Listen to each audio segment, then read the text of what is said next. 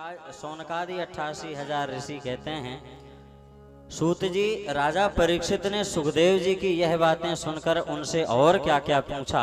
वे तो सर्वज्ञ होने के साथ साथ मधुर वर्णन करने में भी बड़े निपुण थे। सूत जी आप तो सब कुछ जानते हैं। इस प्रकार सोनकादि ऋषि श्री सूत जी महाराज से प्रश्न करते हैं। राजा का सृष्टि विषयक प्रश्न सुनकर के श्री सुखदेव जी महाराज ने इसका भी उत्तर दिया। इसी श्रीमद् भागवत महापुराण के द्वितीय स्कंद के 10वें अध्याय में, अंतिम अध्याय में 10 भागवत के 10 लक्षणों का वर्णन है, जिनको हम एक श्लोक के माध्यम से समझते हैं। आगे कथाएं बहुत शेष हैं, उन कथाओं में पहुंचना है। भागवत के 10 लक्षणों को बताते हैं। अत्र सर्गो विसर्गश्च स्थानं पोषण मूतयः मन्वन्तरेशानुकथा निरोधो मुक्तिराश्रयः। कहते हैं सुखदेव जी महाराज परीक्षित जी को बताते हैं, परीक्षित इस भागवत महापुराण में सर्ग विसर्ग स्थान पोषण ऊति मनवंतर ईशानु कथा निरोध मुक्ति और आश्रय, इन 10 विषयों का वर्णन है। इन 10 भागवत के लक्षणों को बताते हुए द्वितीय स्कंद को यहाँ पर समाप्त करते हैं। बोलिए श्रीमद् भागवत महापुराण की जय।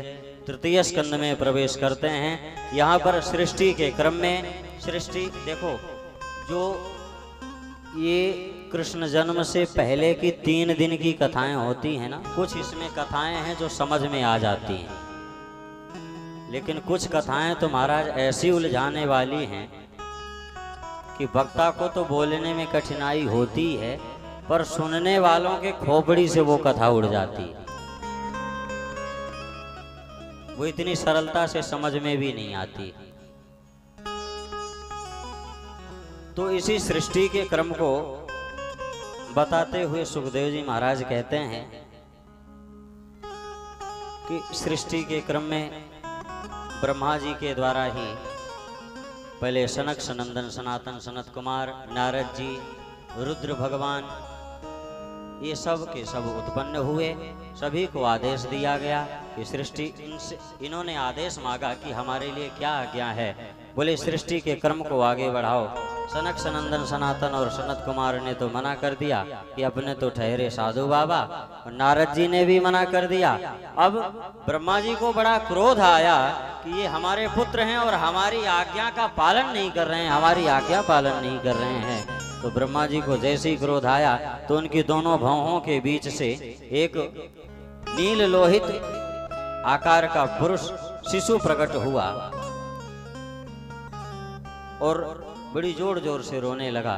तो ब्रह्मा जी ने उसको शांत किया। मारुद रो मत।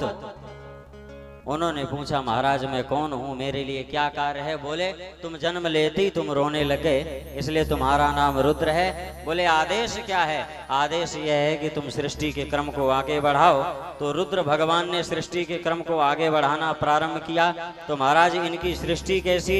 बोले कहते हैं कि सर्व बिच्छू गोजर इत्यादि की सृष्टि भगवान रुद्र करने लगे, और इनकी ऐसी सृष्टि कि जो आपस में ही एक दूसरे को खाए जा रहे हैं, समाप्त किए जा रहे हैं। ब्रह्मा जी ने जाकर के रोका, बहुत बहुत धन्यवाद, तुमने हमारी बात मानी, सृष्टि के क्रम को आगे बढ़ाना चाहा, लेकिन ऐसी सृष्टि से क्या प्रयोजन है कि जिसमें जीव आपस में ही एक दूसरे को खा करके समाप्त हुए जा रहे हैं।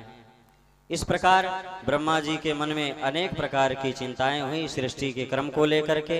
कथाएं बहुत सी हैं। इसी क्रम में ब्रह्मा जी के द्वारा एक स्त्री और पुरुष का जोड़ा प्रकट होता है, जिनका नाम है मनु और शतरूपा। बाबा गोस्वामी तुलसीदास जी महाराज भी मनु शतरूपा के बारे में बताते हैं। क्या स्वयं भुव मनु वरु शतरूपा, भुव मनु अरु शतरूपा, स्वयं भुव मनु अरु शतरूपा, स्वयं भुव मनु अरु शतरूपा। इन ते भई नर श्रेष्ठि अनूपा, ते भई नर सृष्टि अनूपा। रूपा। इन ते भई नर सृष्टि अनूपा। इन ते भई नर सृष्टि अनूपा। बताते हैं यह स्वयंभू मनु जी महाराज और शतरूपा महारानी ब्रह्मा जी के द्वारा उत्पन्न हुए और इन्हीं के द्वारा आज महाराज यह सारा संसार भरा पड़ा है। मनु जी महाराज की संतान होने के कारण हम सभी मानव कहलाए जाते हैं।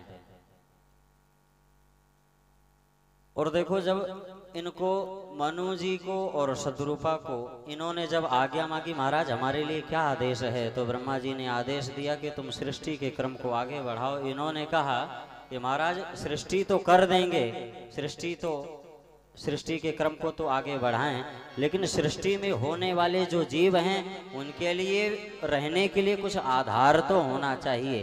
क्यों? बोले महाराज पृथ्वी तो रसातल में चली गई है, रसातल में हिरण्याक्ष नाम का दैत्य पृथ्वी को लेकर के छिपा